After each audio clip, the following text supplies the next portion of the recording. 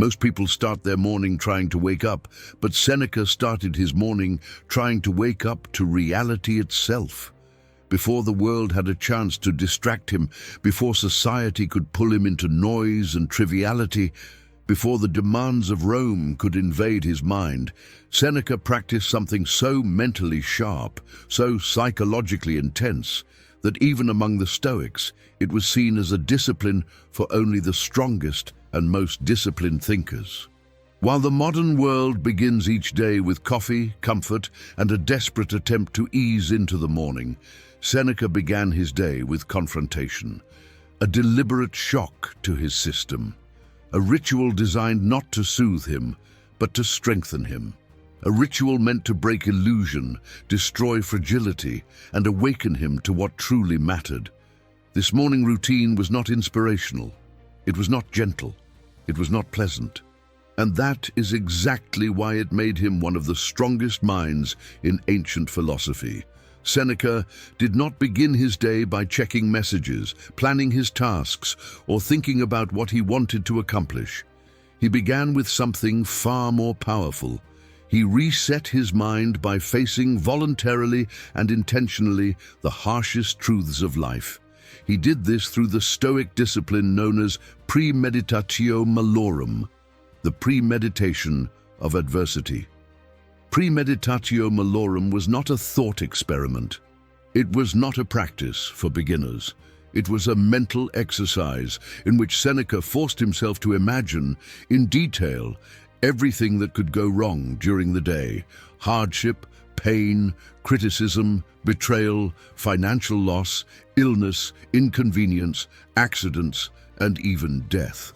Every morning before the sun had risen, Seneca exposed his mind to these possibilities, not to become fearful, but to become fearless. Not to make himself pessimistic, but to make himself prepared.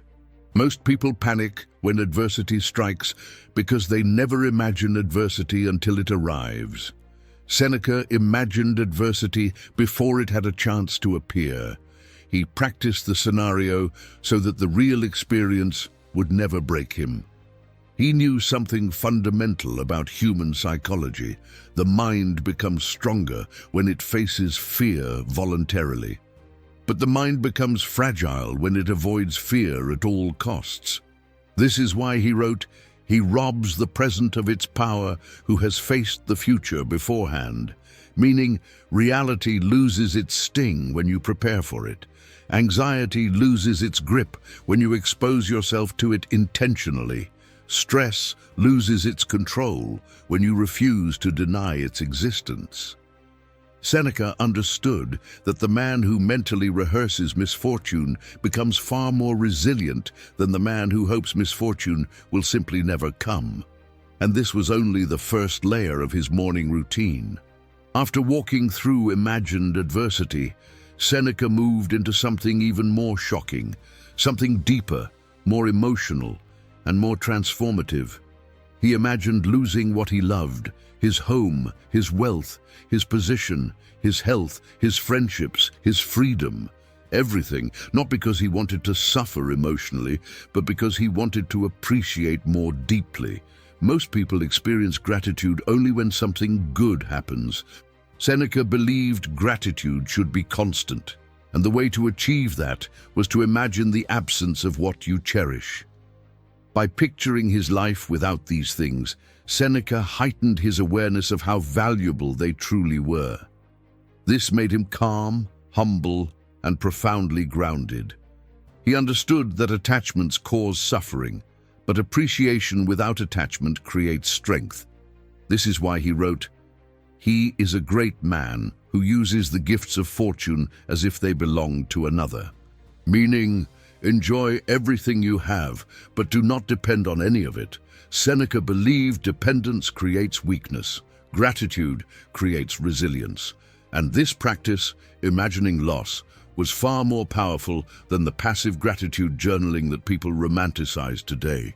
It was active gratitude, not a recitation of blessings, but a confrontation with impermanence. But Seneca's morning routine did not end with the mind. There was a third part, Physical, uncomfortable, and shocking, especially considering Seneca was one of the wealthiest men in Rome. He practiced voluntary discomfort. He intentionally exposed himself to cold, hunger, rough clothing, and physical strain. He slept on firm surfaces, even though he owned soft ones. He ate simple meals, even though he had access to luxury. He wore coarse clothes, even though silk hung in his home. He made himself experience physical discomfort in the morning to ensure his mind and body would not become dependent on pleasure. Seneca understood something that modern people desperately avoid. Comfort makes you weak. Comfort makes you fearful of losing comfort. Comfort makes you fragile, dependent, and overly sensitive, and he refused to live that way. He wrote, "Set aside a certain number of days, during which you shall be content with the scantiest and cheapest fare, and with coarse and rough dress, saying to yourself, 'Is this the condition I feared?'" By practicing poverty, Seneca proved to himself daily that he could survive without luxury, and this gave him immense freedom.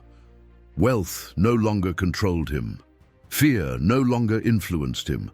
Desire no longer distracted him.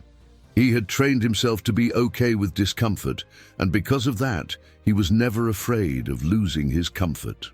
This is why his morning routine shocked people. It was the opposite of indulgence, the opposite of escapism, the opposite of the modern addiction to ease.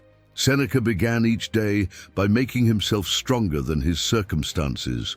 His morning routine had 3 pillars: prepare the mind for adversity, appreciate everything as if it could vanish, and strengthen the body with discomfort. When you combine these 3 disciplines, something extraordinary happens. Fear becomes powerless, anxiety becomes manageable, gratitude becomes natural, discipline becomes automatic, resilience becomes your default state, and suddenly life stops feeling overwhelming. Seneca built his mornings around adversity so that nothing during the day could surprise him. He imagined loss so that everything he had felt meaningful. He practiced discomfort so that he never feared difficulty. He engineered his mornings to forge a mind that could not be shaken. This is why he was able to remain calm under pressure, wise during chaos, and composed during conflict. Most people break because their mornings make them weak. Their habits soften their mind. Their rituals protect them from discomfort. Their routines make them fragile. But Seneca believed that mornings should strengthen you mentally, emotionally, and physically. He believed you should begin your day facing the truth of life, not hiding from it. And this raises an important question. Why don't people practice this today? The answer is simple. Most people do not want strength. They want comfort. They want reassurance. They want ease. But strength is forged only through exposure to difficulty. Resilience is built through challenge, not avoidance. Confidence is developed through preparation, not hope. And Seneca knew this. That is why he began every day with hardship, because he wanted the rest of his day to be easier, because he wanted his mind to stay calm when life became chaotic, because he wanted to be free from fear. And the only way to be free from fear is to face fear voluntarily. This is why Seneca's morning routine shocks people. It forces you to confront the truth that you are capable of far more than you think, but only if you're willing to stop hiding from discomfort. The real question is not whether Seneca's morning routine worked. His writings, his resilience, and his legacy prove that it did. The real question is whether you are willing to do what he did. Are you willing to begin your day with courage instead of comfort, with awareness instead of distraction, with preparation instead of avoidance? Because here is the truth. Most people wake up trying to escape reality. The Stoic wakes up to face it. Seneca's morning routine is shocking because it reveals a secret that modern life tries to hide. Strength is a choice. Resilience is a practice. Calmness is trained. Discipline is built. And freedom is earned. The Stoic does not hope for an easy life. The Stoic trains for a difficult one, and when you train for difficulty, nothing can break you. Seneca's morning routine was not designed to impress others. It was designed to transform the inner world. It was designed to sharpen the mind, deepen gratitude, and build a body and spirit capable of enduring whatever life brings. Every morning he prepared for loss, prepared for pain, prepared for uncertainty, prepared for adversity, prepared for life. And that preparation created a level of psychological power that most people never experience. This is why his routine will blow your mind, not because it is extreme, but because it reveals how much strength you have been leaving unused, how much potential you have been ignoring, and how much power you could access if you began your day the way Seneca did, with courage, discipline, honesty, and resilience. The only question left is simple.